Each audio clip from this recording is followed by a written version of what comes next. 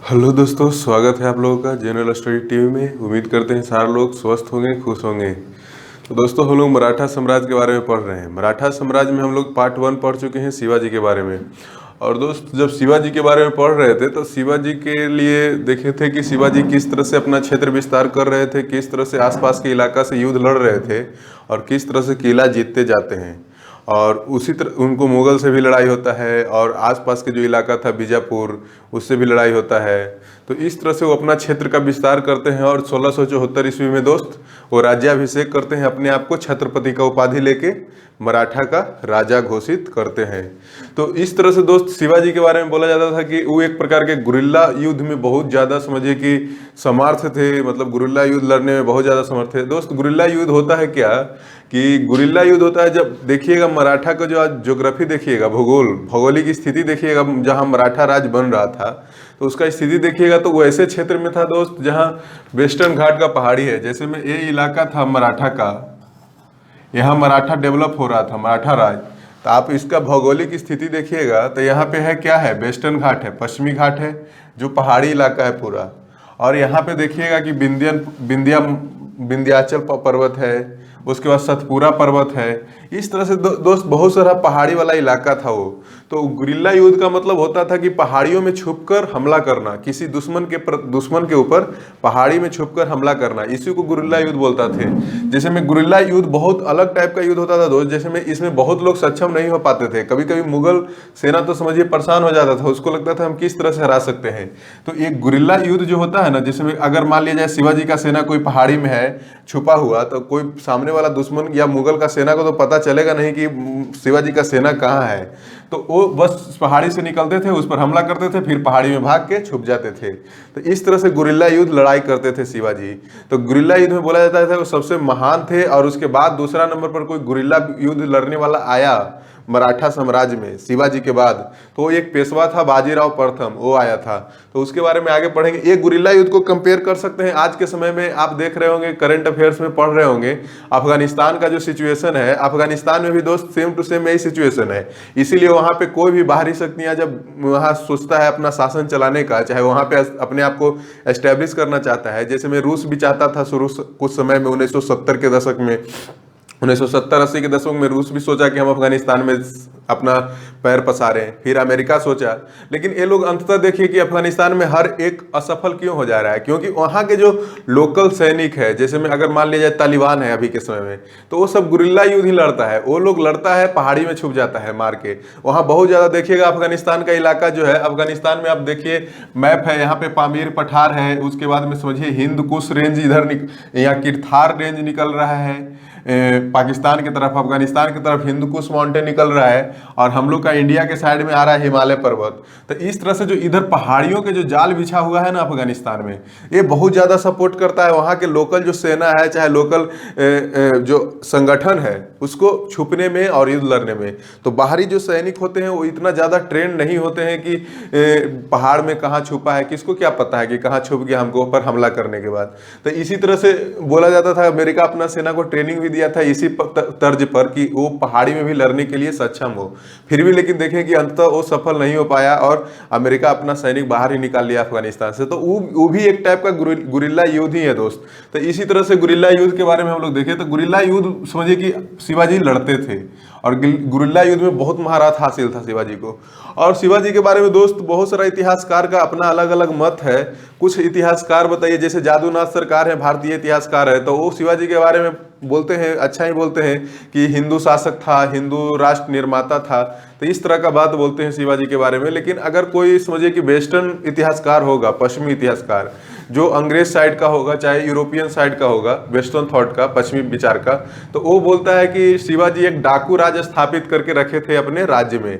डाकू राज स्थापित इसलिए बोलता है दोस्त कि आपको बताया थे कि शिवाजी को जो एक सैनिक था उसको समर्थन देने के लिए एक पिंडारी नाम का संगठन था जो उनको समर्थन देता था। और शिवाजी जिस जिस इलाका पर कब्जा करते थे उस इलाका में पिंडारी क्या करता था, पिंडारी का काम रहता था लूटपाट करने का। तो वो इसी तरह से उनको डाकू राज बोल दिया जाता है। आज भी देख सकते हैं कि जो तालिबान है वो भी कब्जा कर रहा है अफगानिस्तान में बहुत सारा इलाका। तो वहां पे लूटपाट कर रहा है तालिबान। ऐसा नहीं है कि वो अपना देश का नागरिक समझ रहा है कि मैं इस पे शासन करूंगा। तालिबान भी कब्जा कर लेता है किसी क्षेत्र को। अभी देखे होंगे न्यूज में बहुत सारा पढ़े होंगे कि तालिबान कब्जा करके और वहां पे जो शहर पर कब्जा कर रहा है उसको लूटपाट कर रहा है। तो इसी चलते स्मिथ नाम का एक इतिहासकार है, शिवाजी को बोल देता है कि ये डाकू राज स्थापित कर दिया था।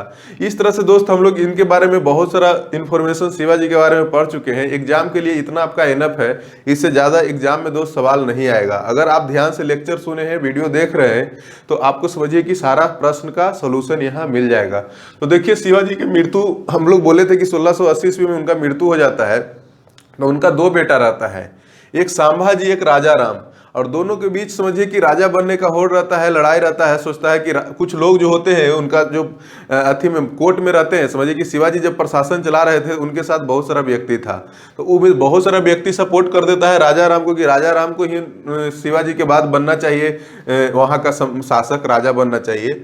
लेकिन संभाजी ये बात को स्वीकार नहीं करता है, बोलता है कि नहीं, हमको राजा बनना है, हम बनेंगे राजा। और तो दोनों के बीच समझिए कि झगड़ा का ही परिस्थिति बन जाता है। बहुत लोग जो होते हैं संभाजी को सपोर्ट नहीं करते हैं, फिर भी संभाजी 1680 ईस्वी में शिवाजी के मरने के बाद राजा बन जाते हैं। और 1680 ईस्वी में दोस्त राजा बन जाते हैं। इससे पहले संभाजी, जो आपको बताया था कि शिवाजी के समय जो शिवाजी और जय सिंह पुरंदर का संधि किए थे, तो उसमें से बहुत सारा किला का आदान प्रदान भी हुआ था, बहुत सारा दोस्ती जैसा संबंध हो गया था। तो उसके बाद समझिए कि उसी समय से संभाजी जो थे पुरंदर के संधि के तहत मुगल के अंदर मनसबदार का काम कर रहे थे, मनसबदार के पद पर थे, मुगल के अधीन। तो समझिए पुरंदर के संधि के तहत मुगल के मनसबदार थे संभाजी पहले, यहाँ मराठा साम्राज्य के राजा बनने से पहले। तो इस तरह से मुगल के मनसबदार थे। और उसके बाद दोस्त वो जो उनके पिताजी थे, जैसे में शिवाजी कहाँ राजधानी बनाए थे मराठा साम्राज्य का, रायगढ़ में।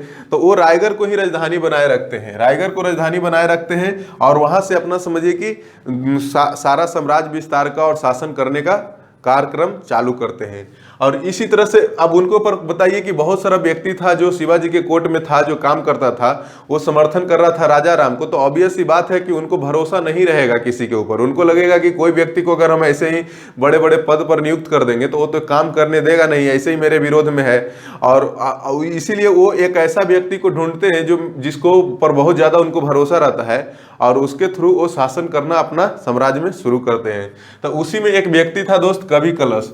कवि कलश उनका विश्वासी व्यक्ति था और उसको बड़े अधिकारी के पद पर नियुक्त करते हैं कवि कलश को, और इस तरह से मराठा साम्राज्य में शासन करना शुरू करते हैं।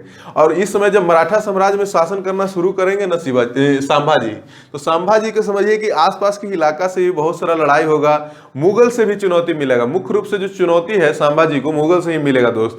मुगल साम्राज्य खुद सोच रहा था, बताइए इसका समय है 1680 ईस्वी के आसपास। मुगल साम्राज्य का शासक इस समय औरंगजेब है। औरंगजेब भी क्षेत्र विस्तार करने की कोशिश कर रहा है। औरंगजेब में हम लोग पढ़े थे कि वो तो एक दक्कन नीति ही अपना लिया था अपना, कि 25 वर्ष तक केवल और केवल मराठा के खिलाफ ही युद्ध लड़ना शुरू कर दिया था। उसको लग रहा था कि किसी तरीके से मराठा में जो नए नए राजा उभर रहे थे शक्तिशाली के रूप में, उसको हम रोक दें और पूरा का पूरा जो मराठा साम्राज्य है जो बनने जा रहा है उसको हम अपने अधीन कर लें। तो वही कोशिश करता है औरंगजेब। तो औरंगजेब हमेशा टकराता है मराठा से। तो संभाजी को हमेशा समझिए कि ऑटोमेटिक दुश्मनी हो जाता है मुगल साम्राज्य से हमेशा के लिए। तो उनसे लड़ाई भी होते रहता है। तो देखिए 1687 ईस्वी में दोस्त जो वाई की लड़ाई है, वाई की लड़ाई मुगल के बीच और मराठा के बीच हुआ था।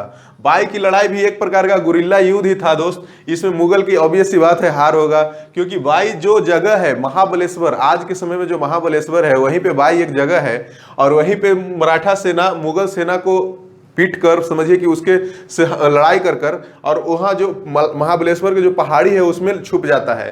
तो इस तरह से मुगल की वहाँ हार हो जाता है दोस्त 1687 ईस्वी में। तो इस तरह से वाई की लड़ाई था मुगल और मराठा के बीच, जिसमें मुगल का हार हो जाता है। संभाजी के नेतृत्व में ये युद्ध हुआ था दोस्त। संभाजी समझिए कि उसमें राजा थे और वो अपना सेनापति भेजे थे। और औरंगजेब का, और उसके बाद क्या करते हैं, अब औरंगजेब का एक विद्रोही पुत्र था दोस्त अकबर। उसमें जब राजा हुआ करता था ना मुगल का, बहुत सारा राजा था तो उसका बहुत सारा बेटा था। तो उसमें समझिए कि अगर मान लिया जाए कि पिता का उम्र हो गया है 50 साल 60 साल, उसका बेटा का भी उम्र हो गया है 25 साल 26 साल, तो उसको लग रहा है कि शासन शासक हम बन जाते हैं, मुगल इतना बड़ा साम्राज्य है तो उसका राजा हमको बन जाना चाहिए। तो बहुत सारा बेटा है तो उसमें लगेगा कि अब पापा को राजा नहीं बनना चाहिए, उसको हट जाना चाहिए, शासन हमको दे देना चाहिए। तो इसी वजह से बहुत सारे जो उनका लड़का था, तो उसमें एक अकबर नाम का लड़का था, पुत्र था। ये अकबर वो पुराना अकबर नहीं है, समझ रहे हैं कि वो अपना दादा परदादा के नाम पर ही अकबर नाम धर दिया करता था अपना बेटा को। तो ये समझिए कि औरंगजेब का पुत्र था एक अकबर, वो विद्रोह कर देता है, समझिए कि अपना साम्राज्य के खिलाफ ही, समझिए मुगल साम्राज्य के खिलाफ वो विद्रोह करके, और वो विद्रोही पुत्र था, वो भाग के चला जाता है मराठा के पास। इसको पता रहता है, अकबर को पता रहता है कि सबसे अच्छा दोस्त हमारा कौन बनेगा, मराठा ही बनेगा, क्योंकि उसको भी दुश्मनी मेरा बाप से चल रहा है, मैंने औरंगजेब से दुश्मनी तो मराठा का चल ही रहा है। तो अकबर सीधे सोचता है, कोई दिमाग नहीं लगाता है, सीधे सोचता है, भागते भागते जाते हैं हम संभाजी के पास, संभाजी हमको तो संरक्षण दे ही देगा, क्योंकि संभाजी का ऐसे ही दुश्मनी औरंगजेब के साथ है। तो वही औरंगजेब का जो विद्रोही पुत्र था अकबर, उसको शरण दे दिए थे संभाजी जब भाग के आया था मराठा के पास। तो अब औरंगजेब सब चीज देख रहा था, एक तो वाई के इस लड़ाई में समझिए मुगल का हार हो चुका है, और उसका विद्रोही पुत्र अकबर को वो समझिए शरण भी दे दिए हैं। तो इस तरह से औरंगजेब और गुस्सा हो जाता है संभाजी के प्रति, और सोचता है कि ये संभाजी है जो कुछ ज्यादा ही, मैंने अब अकबर को शरण दे दिया है, तो अकबर को हो सकता है कि संभाजी उकसाएगा भी, बोलेगा कि तुम राजा बन जाओ, तुम अपना बाप को मार दो, ये भी बोल सकता है ना संभाजी। तो औरंगजेब को बुरा लगता है कि ये अकबर को भड़का भी सकता है, अपने पास ले गया, रख अपने पास ले तो नहीं गया लेकिन रख लिया है, शरण दे दिया है।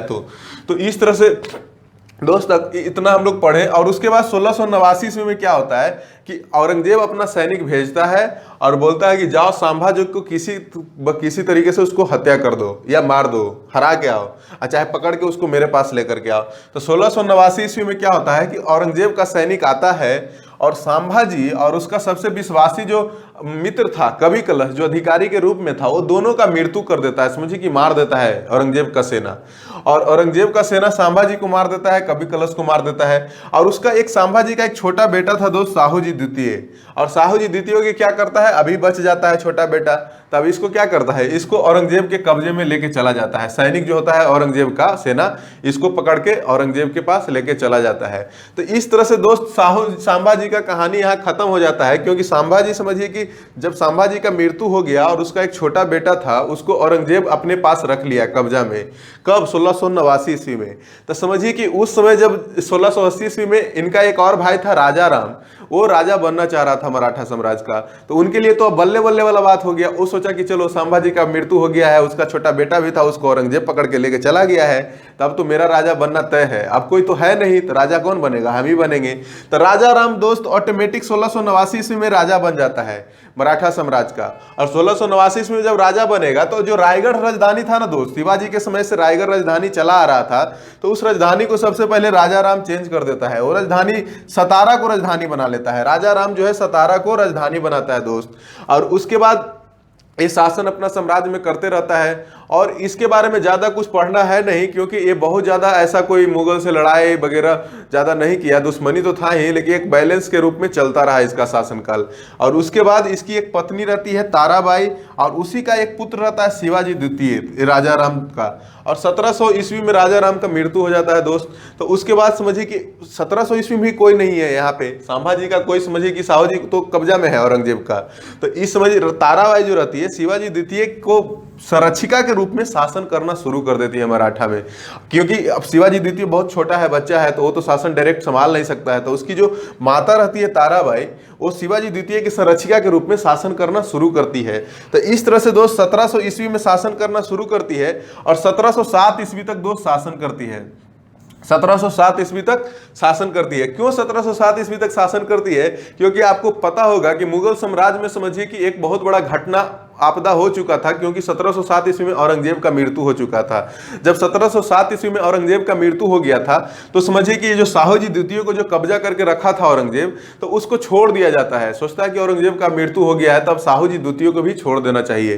तो उस साहू जी द्वितीय को छोड़ दिया जाता है। तो साहू जी द्वितीय फिर से जाएंगे मराठा साम्राज्य में। उनको पता है कि मेरे पापा यहाँ शासन किया करते थे, यहाँ संभाजी, और उनको जब मार दिया था मुगल सेना, उसके बाद हमको कब्जा में लेके गया था औरंगजेब, और उसके बाद से वहां से शासन कर रहा है, राजा राम शासन किया, उसका पुत्र अब उसकी पत्नी और पुत्र ताराबाई और शिवाजी द्वितीय शासन कर रहे हैं और राजधानी भी चेंज कर चुका है सतारा। तो इसलिए इन लोग सोचता है, साहू जी कि क्यों ना हम इसको हरा के हम फिर से शासन कर लें, क्योंकि संभाजी ही शासन कर रहे थे, हमारे पापा ही पहले शासन कर रहे थे। तो अब वो साहू जी आएंगे मराठा में, तो ऑब्वियस सी बात है ताराबाई और शिवाजी तो सोचेगा नहीं, ये सोचेगा कि हम शासन करेंगे और साहू जी सोचेंगे हम शासन करेंगे।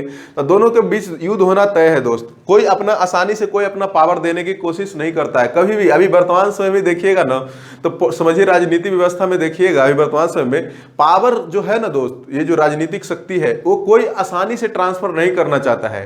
शक्ति कभी भी कोई आसानी से नहीं ट्रांसफर करना चाहता है, चाहे कोई अधिकार हो, नहीं ट्रांसफर करना चाहता है। इसीलिए देखिएगा, एग्जाम्पल देखिएगा कि किस तरह से वोमेन को, माने महिला को वोट देने का अधिकार भी बहुत कितना लंबे लंबे समय तक चला गया। डेवलप कंट्री में, अमेरिका में भी, इंग्लैंड में भी बहुत दिनों के बाद समझिए कि अधिकार मिलता है। तो अधिकार कोई देना नहीं चाहता है, तो इसीलिए कोई भी नहीं देना चाहेगा अपना साम्राज्य, कैसे साम्राज्य का अधिकार छोड़ना चाहेगा।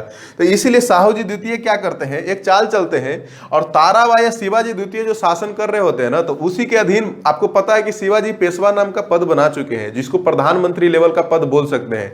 तो इसमें ताराबाई और शिवाजी द्वितीय जो शासन कर रहे थे दोनों 1700 से 1707 ईस्वी तक, तो इनके बीच एक व्यक्ति रहता है बालाजी विश्वनाथ पेशवा के रूप में, वो काम कर रहे होते हैं। तो बालाजी विश्वनाथ, जब साहू जी आ जाते हैं ना, तो बालाजी विश्वनाथ अपना पलड़ा बदल लेते हैं। मैंने जो इधर काम कर रहे थे ताराबाई और शिवाजी द्वितीय के साइड में, जो बालाजी विश्वनाथ पेशवा के रूप में काम कर रहे थे, वो सोचते हैं कि नहीं, अब इसका कोई भविष्य नहीं है। मैंने ताराबाई और शिवाजी द्वितीय का भविष्य ऐसे भी नहीं है, क्योंकि साहू जी छूट के आ चुका है और इसी को हमको समर्थन करना चाहिए। और इसके थ्रू जब हम इसको इस ताराबाई और शिवाजी द्वितीय को हरा देंगे, तो साहू जी जब राजा बनेगा मराठा का, तो हमको एक अच्छा पद पर नियुक्त कर देगा।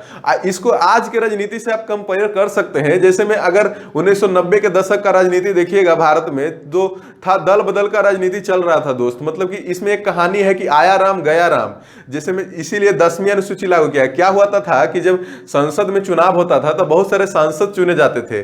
अब बहुत सारे सांसद चुने जाते थे तो उसमें गठबंधन का दौर चल रहा था दोस्त 1990 के दशक में। और जब गठबंधन का दौर चल रहा होता है ना, तो बहुत सारा व्यक्ति जो सोचता है कि अगर मान लिया जाए कि मैं अभी मान लिया जाए एक एग्जाम्पल ले लीजिए कि बीजेपी की एक पार्टी है, कांग्रेस पार्टी है, तो कुछ लोग बीजेपी के पार्टी में है और कुछ लोग कांग्रेस के पार्टी में है। लेकिन अगर कुछ बीजेपी के पार्टी में अगर कोई व्यक्ति है, उसको लग रहा है कि कांग्रेस का सरकार अब बनने वाला है, तो उसको क्या लगेगा जानते हैं, वो बीजेपी के पार्टी से छोड़ के डायरेक्ट कांग्रेस में घुस जाएगा। काहे कि उसको शक्ति चाहिए, जहां पावर रहेगा, जो सरकार बनाएगा उसी के अंदर तो पावर रहेगा और अच्छा मंत्री के पद भी मिलेगा। तो इसलिए वो ट्रांसफर हो जाता है, बीजेपी में से निकल के कांग्रेस में चल जाता है। लेकिन कुछ दिन के बाद अगर उसको पता चल जाए कि नहीं, अब बीजेपी की सरकार बनने वाला है, तो कांग्रेस छोड़ के बीजेपी में चला जाएगा। तो इसीलिए उस समय एक कहानी डेवलप हुआ था। एक गया राम नाम का व्यक्ति था, सांसद था, तो इसीलिए उसमें बोल दिया जाता है आया राम गया राम। समझिए उनके बारे में बोला जाता है बहुत कम समय में बहुत ज्यादा वो पार्टी को चेंज किए थे, कभी इस पार्टी में कभी उस पार्टी में। वो खुद नहीं समझ पा रहे थे कि इसका सरकार चलेगा। इसीलिए उसके बाद में देखिएगा कि 10वीं अनुसूची 1985 ईस्वी में जो 50वां संविधान संशोधन है, उसके बाद 10वीं अनुसूची जोड़ दिया गया अनुच्छेद में कि नहीं, आप ऐसे नहीं कर सकते हैं राजनीति व्यवस्था में। तो वही बात यहाँ हो रहा था दोस्त। बालाजी विश्वनाथ जो थे, वो जो पहले ताराबाई शिवाजी द्वितीय के पक्ष में थे, वो अब साहू जी के पक्ष में आ गए थे। अब ऑब्वियस सी बात है, साहू जी आ गए हैं और बालाजी विश्वनाथ जो पहले पेशवा के रूप में रह चुके हैं, शासन कर चुके हैं, तो मजबूत हो गए दोनों। तब 1707 ईस्वी में खेड़ा का युद्ध लड़ लेते हैं इनसे, ताराबाई और शिवाजी द्वितीय से। ताराबाई शिवाजी द्वितीय से खेड़ा का युद्ध लड़ लेते हैं। और इसमें क्या होगा, ऑब्वियस सी बात है, बालाजी विश्वनाथ है, साहू जी द्वितीय थे, ताराबाई और शिवाजी द्वितीय दोनों मिलकर एक साथ हार हो जाता है दोस्त। और जब हार हो जाएगा तो ये दोनों को बोलेगा कि चलिए ठीक है, आप लोग भी एक मराठा सम्राट शिवाजी के वंशज ही हैं, तो आपको हम कुछ ज्यादा टॉर्चर नहीं करेंगे, आप लोग को कोल्हापुर में कॉन्फाइंड कर दिए, आप कोल्हापुर में रहिए, कोल्हापुर में आप अपना आराम से जिंदगी बिताइए। तो कोल्हापुर में ताराबाई और शिवाजी द्वितीय को भेज दिया जाता है और साहू जी मुख्य रूप से सतारा में शासन करना शुरू कर देते हैं पूरा मराठा साम्राज्य का। तब यहाँ से दो साहू जी का कहानी शुरू होता है 1707 ईस्वी से। और 1707-8 ईस्वी से देखिए कि साहू जी शासन करना शुरू करेंगे और 1749 ईस्वी तक साहू जी शासन करेंगे।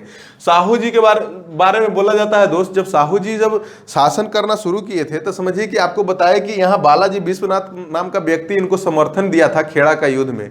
तो इसी समय से पेशवा का पद को ही मजबूत करना शुरू करेंगे। जो पेशवा का पद एक समय में शिवाजी जब बनाए थे, उसमें एक मात्र परामर्श नाम का व्यक्ति था, मैंने कि केवल और केवल सलाह देने तक सीमित था।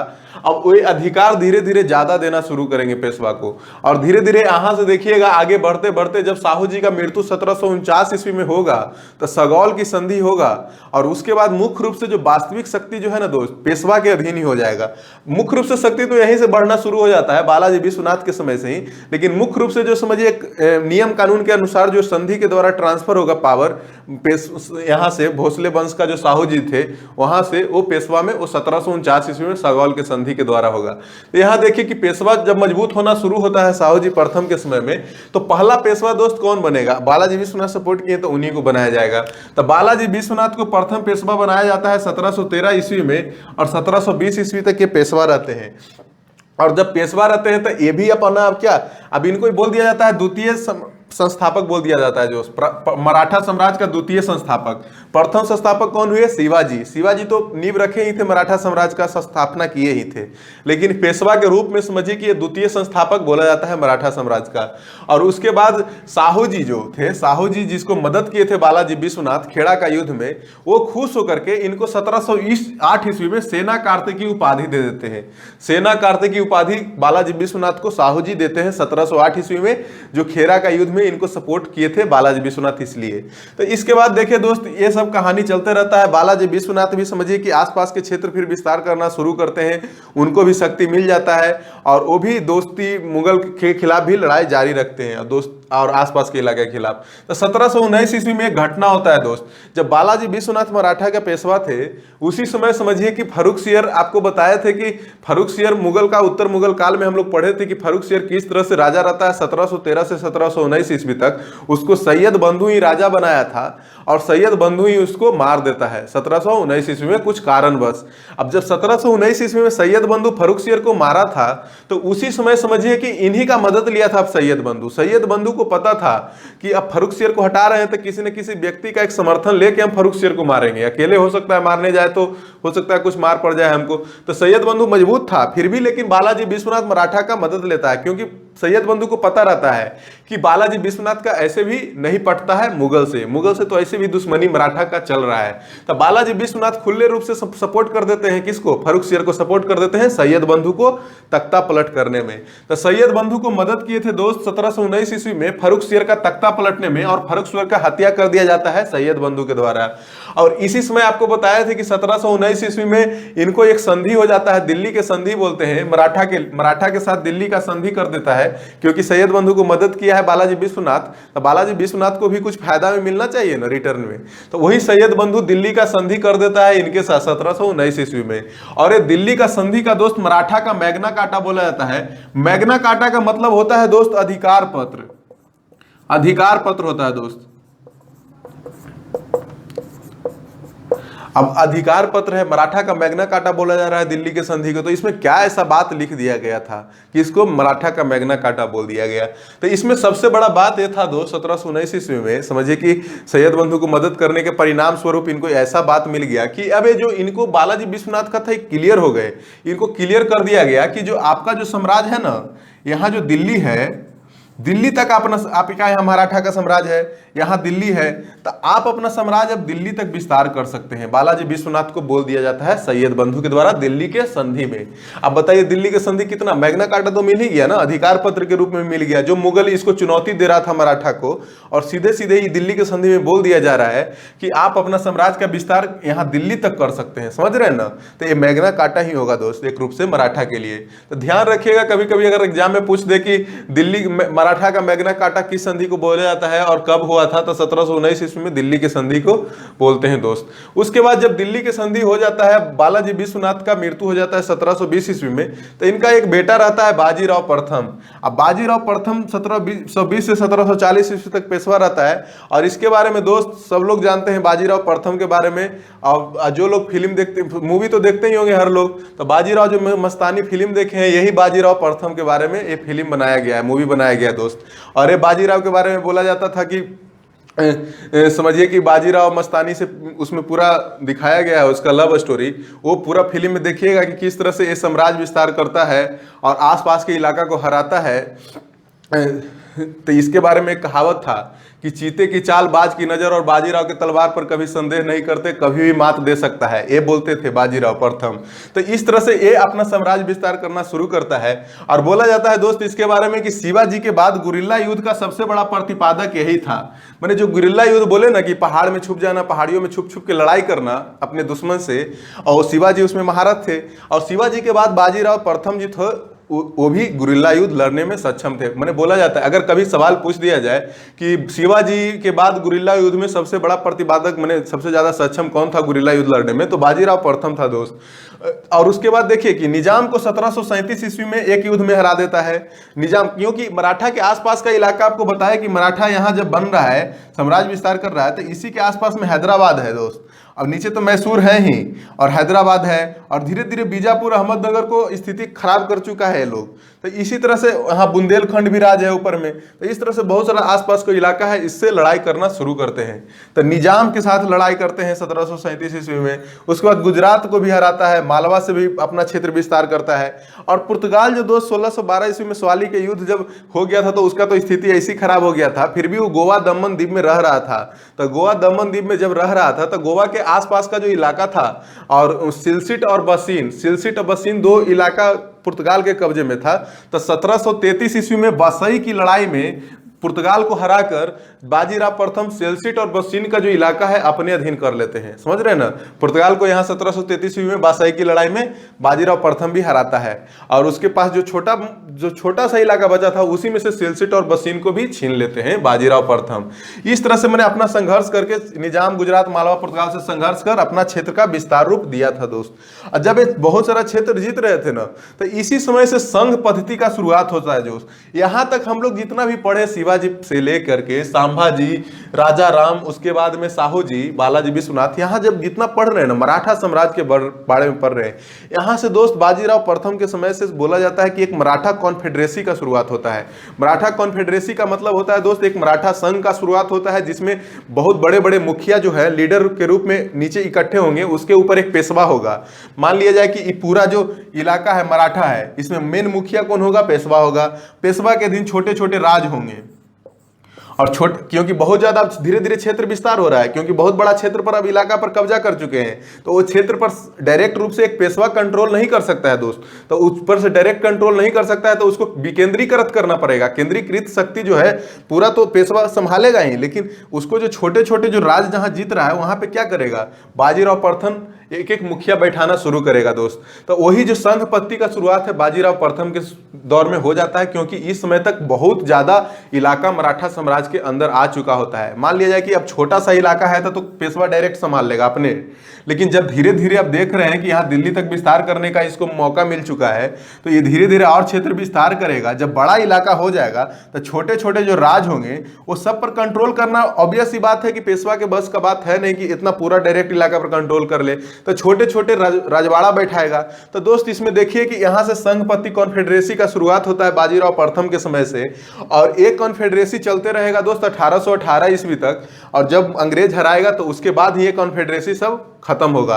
तो देखिए यहाँ पे एक ग्वालियर जो है, मध्य प्रदेश में इलाका है ग्वालियर, वहां पे सिंधिया को बैठाता है दोस्त। ये बाजीराव प्रथम बैठाते हैं, ग्वालियर में सिंधिया को बैठाता है। इंदौर में होलकर को बैठाता है। होलकर में हम लोग देखे थे एक महिला शासक अहिल्याबाई आई थी, अहिल्याबाई के बारे में पढ़ेंगे आगे। तो इंदौर में होलकर को बैठाता है। इसमें ये छोटे छोटे राज है पेशवा के अधीन। और बड़ौदा में गायकवाड़ को बैठाता है, नागपुर में भोसले को बैठाता है, और पूना में खुद पेशवा रहता है दोस्त। तो जब इतना बड़ा साम्राज्य है मराठा का, मान लीजिए कि इतना बड़ा पूरा मराठा का साम्राज्य है, उसके अंदर छोटे छोटे राज्य के रूप में शुरू करते हैं बाजीराव प्रथम। ये बात समझ जाते हैं कि पूरा में कहीं ना कहीं एक राजवाड़ा बैठाना पड़ेगा, पूरा पे डायरेक्ट कंट्रोल हमारा संभव नहीं है। कंट्रोल भी डायरेक्ट करेंगे तो हो सकता है विद्रोही बन जाए। तो देखिए एक छोटा राज्य है, मान लीजिए ग्वालियर है मध्य प्रदेश में, तो सिंधिया को बैठा दिया। एक इंदौर है मध्य प्रदेश में ही, वहां होलकर को बैठा दिया। और उसके बाद में बड़ौदा है तो बड़ौदा में क्या, बड़ौदा गुजरात में है दोस्त, तो वहां गायकवाड़ को बैठा दिया।